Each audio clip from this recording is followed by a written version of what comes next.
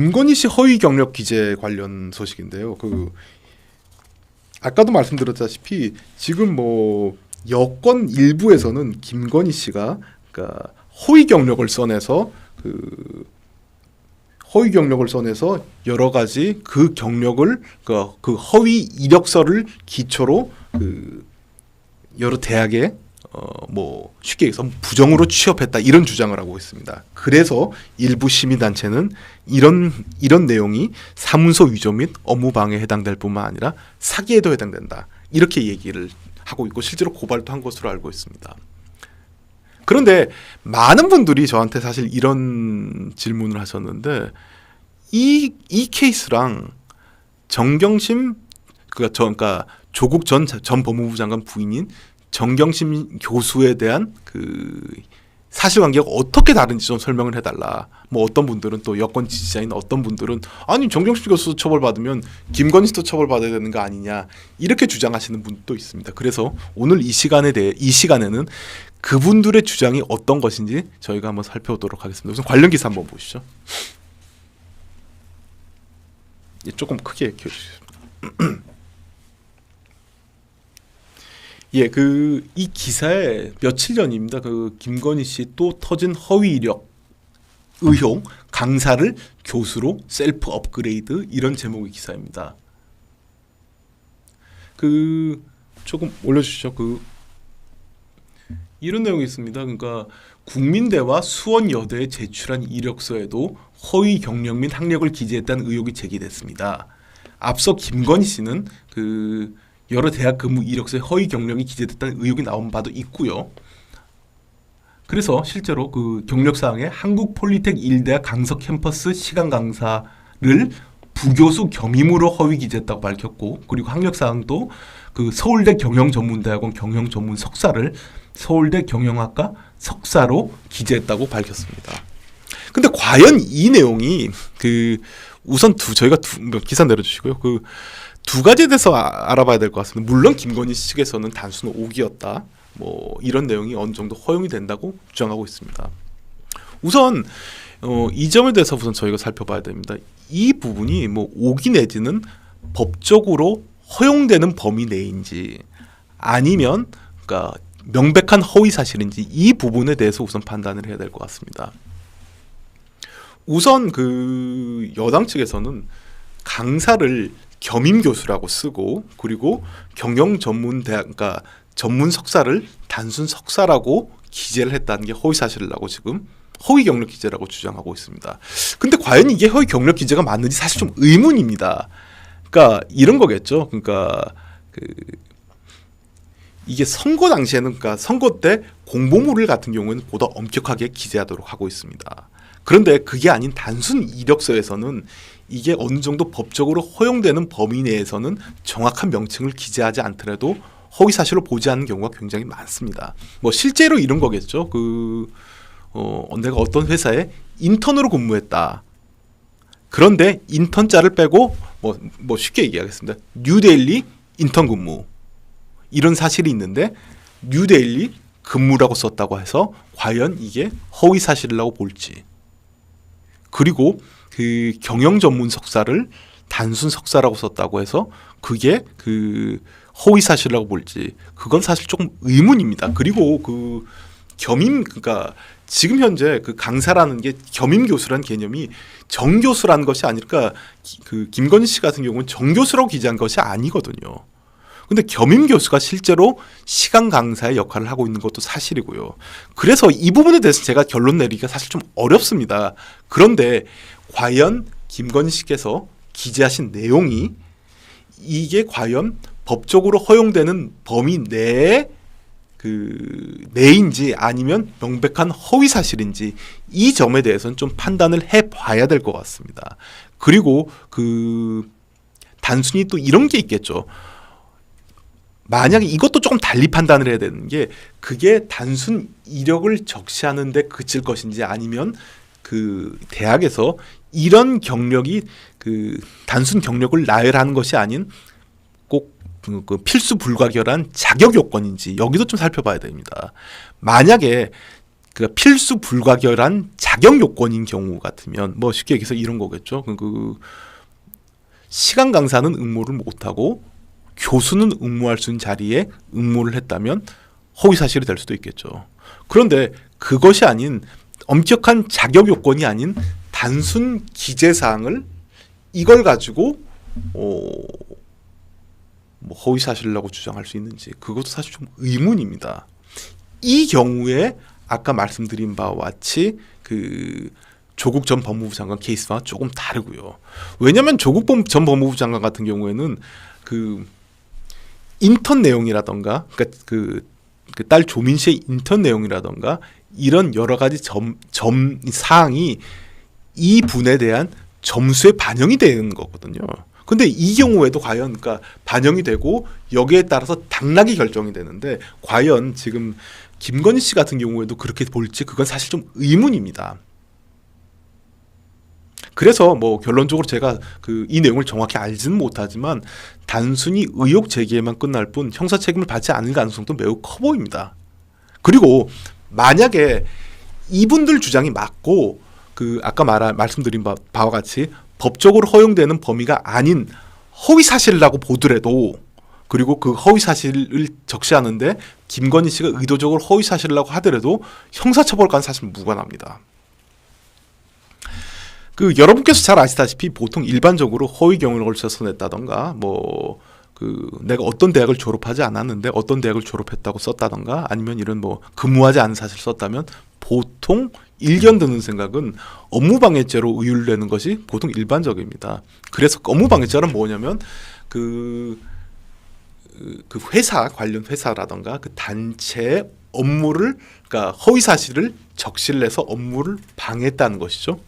그리고 실제로 정경심 씨 같은 경우에는 그 대학의 업무를 방해했다는 이유로 뭐 여러 가지 이유도 있겠지만 뭐 사문서 위조도 있지만 그 업무를 방해했다는 이유로 지금 현재 법정 구속돼서 처벌을 받고 있고요. 그렇습니다. 근데 과연 이 경우가 업무 방해죄가 될지 사실 좀 의문입니다. 그리고 만약에 아까 말씀드렸다시피 허위 사실이라고 하더라도 업무 방해죄 공소시효는 7년입니다. 그런데 이 지금 밝혀진 바에 따르면 이런 그 이력서를 제출한 시기가 2014년이거든요. 쉽게 얘기해서 공소시효가 지났습니다. 그래서 만약에 지금 여당에서 주장하는 바와 같이 김건희 씨가 의도적으로 그 허위인 걸 알면서도 이력을 써서 냈다고 하더라도 업무방해죄로 처벌할 수는 없습니다. 그럼 명백한 사실입니다.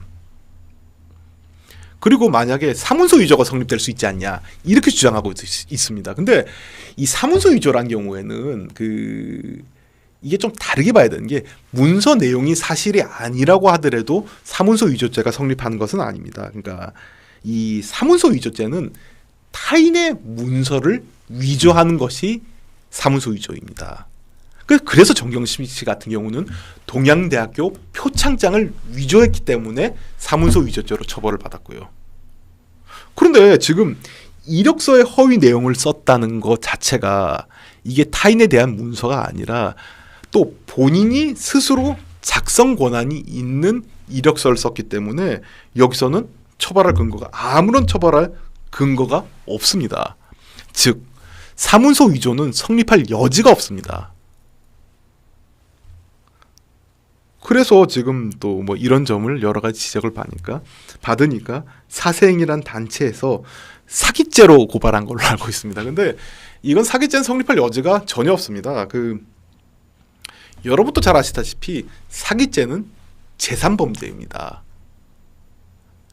쉽게 얘기해서 기망행위가 있고 그 기망행위에 속은 처분행위자가 재산을 교부해야 되고 기망을 한 사람은 부당하게 재산을 취득해야 돼. 재산상의 이익을 취득해야 되고 그리고 또 양자 간에는 인과관계가 있어야 되고 이게 사기죄의 구성 요건인데요.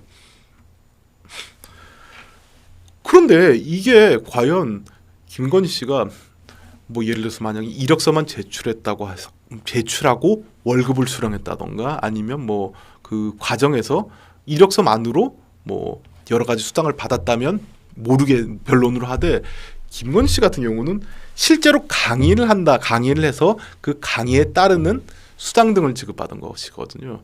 그렇기 때문에 이 사기죄는 전혀 성립될 여지가 없습니다.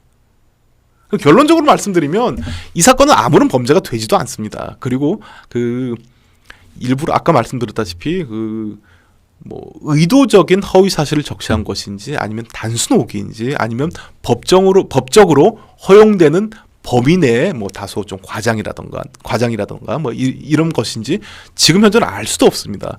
그런데도 불구하고 지금 여권에서는 우리 정경심 교수는 처벌받았는데 왜 김건희 씨는 처벌을 받지 않느냐라고 얘기하는 건 사실 좀 언어 도단입니다. 물론 아까 말씀드렸다시피 2014년 이후에도 여러 가지 이력서에 이러한 점을 적시를 해서 다른 대학에 취업을 했다던가 다른 강의자를 얻었다면 또 별 문제가 될 수도 있지만 지금 드러난 그러니까 여당 측에서 주장하는 사실관계만으로도 범죄는 되지 않습니다. 쉽게 얘기하면 정치 공세라는 얘기죠. 그렇습니다. 그래서 지금 앞으로도 지금 예측되는 바로는 이 서로 지금 여당뿐만 아니라 야당도 대선 후보가 결정이 되고 그리고 내년 대선이 3월에 있는데 한 4개월 동안 여러 가지 앞으로도 지금 이런 흔히 말해서 정치 공세일 수도 있고 사실일 수도 있고 여러 가지 사실이 많이 밝혀지겠죠. 그리고 또 서로 고소고발이 난무할 것입니다.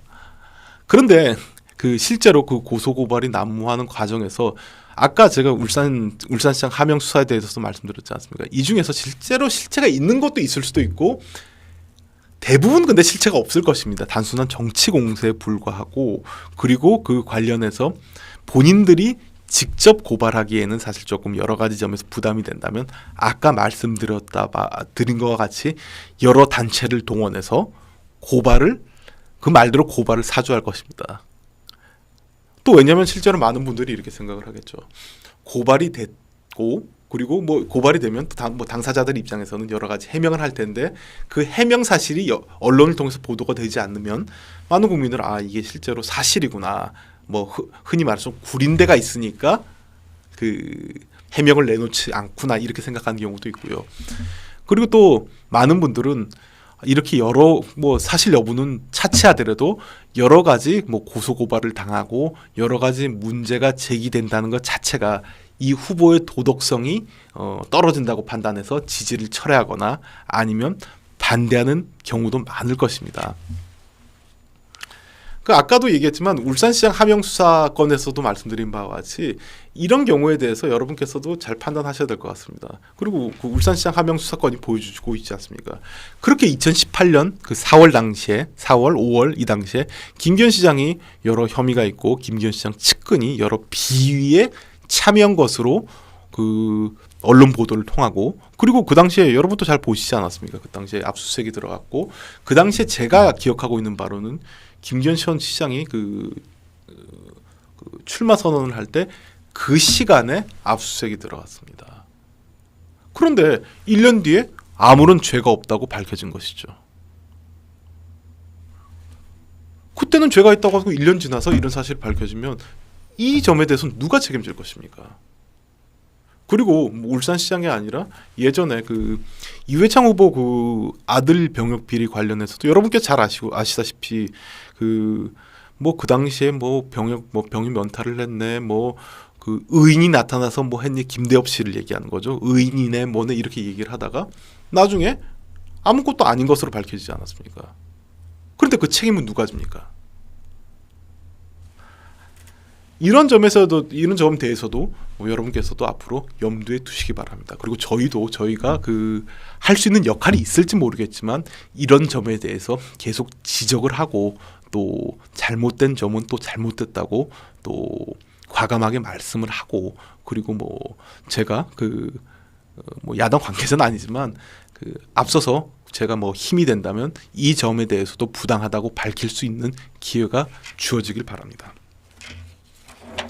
앞서 말씀드린 바와 같이 오늘 최재필 기자가 갑작스럽게 지금 개인 사정으로 자리를 비운 바람에 저도 이렇게 조금 충실하게 여러분께 관련 내용을 설명드리고 말씀드렸어야 되는데 그러지 못했나 사실 좀 아쉬움이 좀 있습니다. 다음 시간에는 여러분께서 또 궁금해하시는 점에 대해서 더 상세히 설명드리고요.